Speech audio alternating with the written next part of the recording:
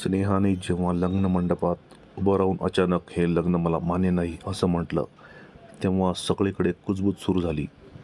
नातेवाईक, पाहुणे आणि गावकरी एकमेकांकडे पाहू लागले. लताताईंच्या चेहऱ्यावर संताप स्पष्ट दिसत होता. स्नेहा, तुला शुद्धी आहे ना? इतक्या लोकांसमोर हा तमाशा करतेस? स्नेहा रागाने म्हणाली, आई, मी विक्रमशी लग्न करू शकत नाही. का नाही? कारण मला त्याच्यासोबत आयुष्य घालवायचं नाही. मला दया दाखवून लग्न करायची नाही. मंडपात शांतता पसरली. विक्रमच्या चेहऱ्यावर दुःख होतं, पण त्याने एक शब्दही बोलला नाही. त्याने फक्त हसत हसत आपल्या आईचा हात धरला आणि म्हणाला, आई, चला, जिथे माणुसकी नाही तिथे नातंही नसतं. ते शब्द ऐकून अनेकांच्या डोळ्यात पाणी आलं. लग्न मोडलं. काही महिन्यांनी स्नेहाचं लग्न अक्षय नावाच्या मोठ्या उद्योगपतीशी झालं.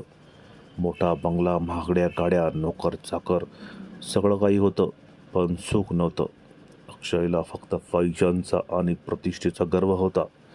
तो स्नेहाला कधीच सन्मानाने वागवत नव्हता.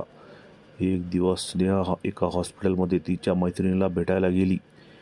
तिथे तिने एक दृश्य पाहिलं. एक छोटा मुलगा रडत होता. त्याच्या आईला तातडीच्या शस्त्रक्रियेची गरज होती, पण त्याच्याकडे पैसे नव्हते. तेवढ्यात एक व्यक्ती पुढे आली आणि संपूर्ण खर्च भरला. स्नेहाने त्या व्यक्तीकडे पाहिलं. तो विक्रम होता. तिने आश्चर्याने विचारलं, तू इथे? हॉस्पिटलमधील डॉक्टर हसून म्हणाले, मॅडम, तुम्हाला माहीत नाही का? विक्रम सर गेली 5 वर्ष गरीब रुग्णांच्या उपचाराचा खर्च करतात. स्नेहाला धक्का बसला. ती दिवसभर विक्रमबद्दल माहिती काढत राहिली. तिला समजलं की विक्रमने स्वतःच्या आयुष्यातील अडचणींवर मात करून एक ट्रस्ट सुरू केला होता. त्या ट्रस्टमुळे हजारो गरीब मुलांना शिक्षण आणि उपचार मिळत होते. काही दिवसांनी स्नेहाने त्याच्या ट्रस्टचा कार्यक्रम TV वर पाहिला. त्या कार्यक्रमात एका मुलीने सांगितलं, आज मी डॉक्टर आहे कारण विक्रम सरांनी माझ्या शिक्षणाचा खर्च केला. स्नेहाच्या डोळ्यात अश्रू आले. तिला समजलं, तिने एका माणसाला त्याच्या परिस्थितीवरून ओळखलं होतं, पण त्याच्या मनाची श्रीमंती पाहिली नव्हती. काही महिन्यांनी अक्षयच्या कंपनीला मोठं नुकसान झालं. त्याने स्नेहाला सोडून परदेश गाठला. स्नेहा पूर्णपणे एकटी पडली. एक दिवस ती विक्रमच्या ट्रस्टमध्ये गेली. ती शांतपणे म्हणाली, माझ्याकडून खूप मोठी चूक झाली. विक्रम हसला.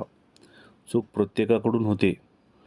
तुम्ही माझा तिरस्कार करत नाही, कारण ज्याने माफ करायला शिकवलं तोच खऱ्या अर्थाने श्रीमंत असतो.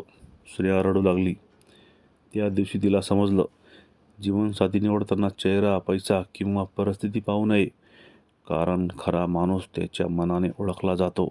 शिकवण: माणसाची खरी ओळख त्याच्या कमतरतेत नसते, तर तो इतरांसाठी किती मोठं मन ठेवतो यात असते.